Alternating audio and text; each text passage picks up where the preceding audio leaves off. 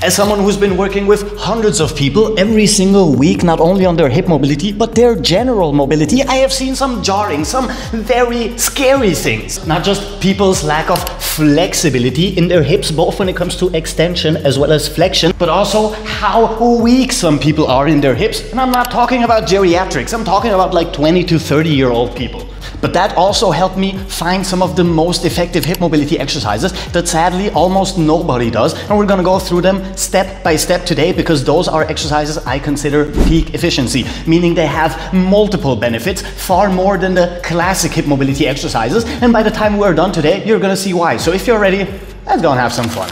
Now let's start with the most basic of hip flexor exercises. This is one I see a lot of people struggle with, and if you cannot do this in your sleep, you are way too weak in your hips and you need to work on their strength, especially when it comes to flexion. Sit fully upright in your upper body, keep your legs extended, and now you're just gonna raise one of them, extend your toes all the way, move into some external hip rotation by turning your knee outward, keep it fully extended, keep your back extended, and try and hold this for 5 to 10 seconds. If you start cramping up, or if you start lowering down, or if you start shaking, that is a good sign that you need way more training when it comes to your hip flexor strength. This is your #1 test. If you cannot do this, you will start working on it just like so. Elevate your leg, extend, hold for a second or two, reverse, and repeat. If this is way too hard for you, for now, you can lean back, work from here, and over time, the more you move forward, the harder it will become. And you can even lean forward more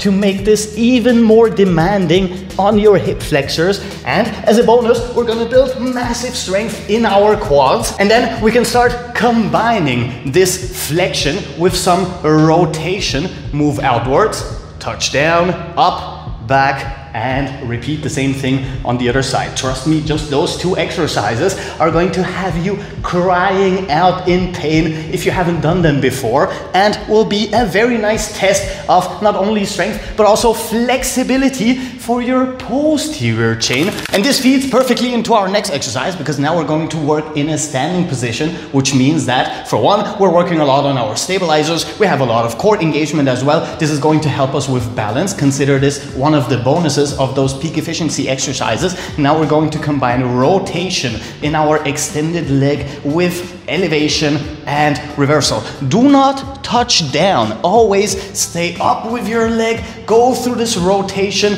and over time you can start elevating more and more. If you are still a beginner, this is absolutely fine, and over time, the stronger you become and the more flexible you become in your posterior chain, which is the second bonus of working on your anterior chain. In this way, you can start elevating higher and going through longer rotations. And of course, the same thing goes for your other leg, and the same thing goes for the other direction in the rotation. So inwards and outwards, you can combine both, go through both in one single movement, go through a couple of repetitions, and then switch to the other leg. Since we always want to combine flexibility with strength, coordination, and endurance in one single exercise, this one will make a world's difference in your training. An exercise that most people use for its strength benefits, even though its mobility benefits outweigh those even more. Bulgarian split squat is amazing at #1, opening up your entire anterior chain by stretching through your quads, your hip flexors, and your lower abdominals, especially if we stay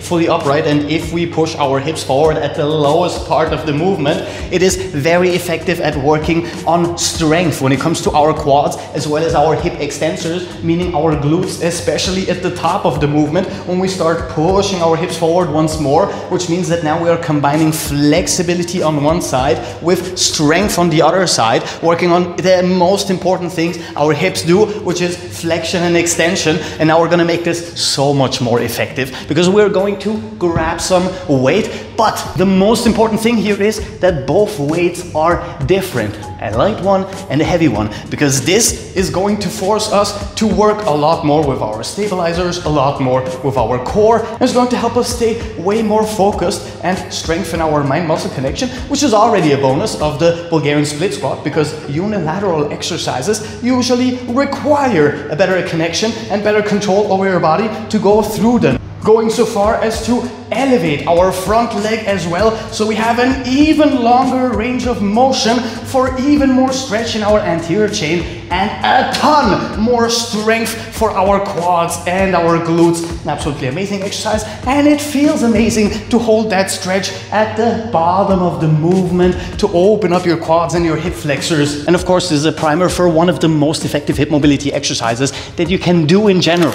And that exercise is the couch stretch, bringing our lower leg into complete contact with a wall behind us, or using something a little bit softer, which is a little bit more comfortable. Keep one foot flat on the ground. And level number one, or the beginner level for this exercise, is simply bringing your upper body into a completely upright position. And for many people, you'll already have a massive stretch in your quads and in your hip flexors. Level number two in this exercise is pushing your hips forward, lengthening your anterior chain even more, while starting to build a lot of tension and strength in your posterior chain. And level number three is working through this exercise dynamically. Push backwards, moving the stretch down to your quads in the lower insertions, and moving your hips forward, moving the stretch up to your upper insertions and your hip flexors. So now you can dynamically move the stretch down and up throughout the movement pattern, and you can hold the deepest stretch in the front and the deepest stretch in the back for up to 30 seconds. And the next level, we can start adding resistance, making this exercise so much more effective, because as we did before, we're going to combine pushing forward, flexing our entire posterior chain, lengthening our entire anterior chain as much as possible, even opening up our chest and shoulders, and then pushing backwards once more, moving the stretch down to our quads, releasing some of the tension, especially in our lumbar spine, through this extension in our shoulders before we move forward again. Now, this exercise feels absolutely amazing in those stretching positions, and I very much enjoy holding this for longer periods of time, because this is, as we said, one of the most effective mobility exercises you can use for your hips. Now, if you want to build more advanced strength and control, this exercise is a must, because our hips don't just go through flexion and extension as well as rotation. We also have a lot of abduction and adduction. And using this exercise will make you super strong in this kind of movement, and also help you build a lot of core strength, especially in our obliques and especially at the top of the movement. We can even open up the slightest bit so we can add a lot more stretch on our adductors, and then require massive strength to reverse this movement, including our glutes and our core, through stabilization and for the movement itself. This exercise can help you build massive strength with massive flexibility, insane amounts of body control, and all of that in one single pattern. And if you want to make it a little bit more demanding, especially when it comes to the stabilization, which is an amazing bonus to have when you're working on your hips, you can extend that arm, now requiring even more strength from your upper body, your shoulders, your triceps, and adding that to the longer range of motion for your hips, requiring more strength there and adding more flexibility and, in general, more mobility. Moving us to one of the more control dominant exercises, but also a must if you truly want to have total mastery over your hip joints. Placing some light kettlebell around our foot. Now we're going to go through both internal and external rotation in our hip. Those tiny controlled movements require a lot of strength and a lot of control, but because of that will help you activate your hip musculature on command, the way you need it at any given moment. All you want to do is go through some rotation up and reverse that rotation down. Even if you're just using, like I am, 4 kilos, which is what, like 10 pounds, it is far more exhausting than it looks, and trust me, just going through 1 or 2 sets of those the next day, you will be feeling it. So take your time, just do a handful of repetitions until you get used to the movement, and of course work it on both sides. And the longer your range of motion becomes, the more you can go into this external rotation and the more you can go into this internal rotation, and holding the top here would add even more strength, especially static strength, throughout this movement pattern. Now, my favorite hip mobility exercise is actually a squat progression, working on a wider stance Cossack squat with the very first level,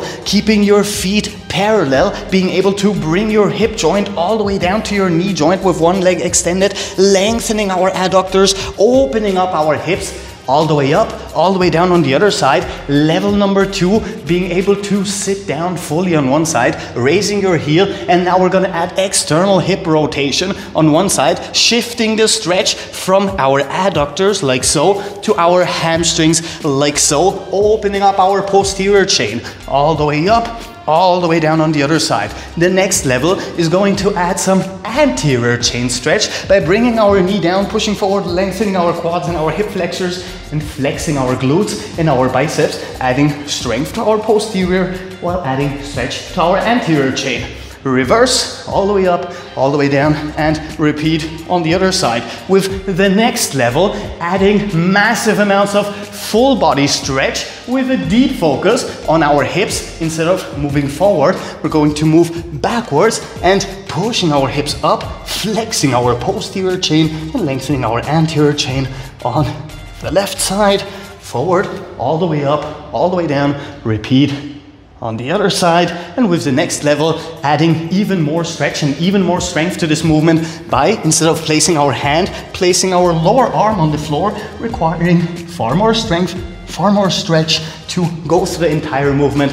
And of course, all the way up, all the way down, and repeat on the other side. If you can start working on this progression at your own pace, we have every single muscle fiber strengthened in our entire leg musculature all the way up to our core. We have every single tendon and muscle and ligament stretched and decompressed throughout the entire movement. So you're basically working on everything that your lower body needs. Your strength, your flexibility, your endurance, and your coordination, since we are doing a lot of unilateral movement patterns that are not so common. For our second progression, we're going to start in a flat-footed deep squat. Level number 1, internal rotation. Keep your upper body fully upright on one side, reverse internal rotation on the other side. Go through this one dynamically. Level number 2, moving outwards, pushing your hips forward. Once again, lengthening our anterior chain, strengthening our posterior chain. Reverse and repeat on the other side.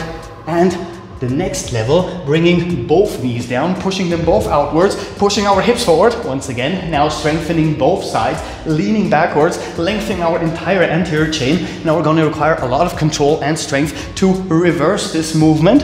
Hold for a second and repeat once more. And then we're going to combine internal with external rotation into a 90-90 switch. Stay fully upright, reverse, requiring a massive amount of strength and control throughout all of our lower body joints and muscles before we reverse into the other direction. The Cossack squat progression with the deep squat progression is going to make you an absolute hip mobility master. And there you have it. I'd consider those some of the most, if not the most effective hip mobility exercises, combining every single thing our hips need, from extension to flexion, from rotation to adduction to abduction, combining strength with endurance, with coordination, with flexibility, all in one single workout. So choose the exercises that you enjoy most of those, put them together into a workout routine that you can have fun with. Do it 2 to 3 times a week, 10 to 15 minutes for each one of those workouts, and you will see some amazing benefits, not only when it comes to your hip mobility, but your overall quality of life and enjoyment in general. And if you like the video and subscribe and join us. Come on, we do stuff like that almost every single day, which means that I will see you probably very, very soon. So until then, have a good one. Captain Cairo. Peace out.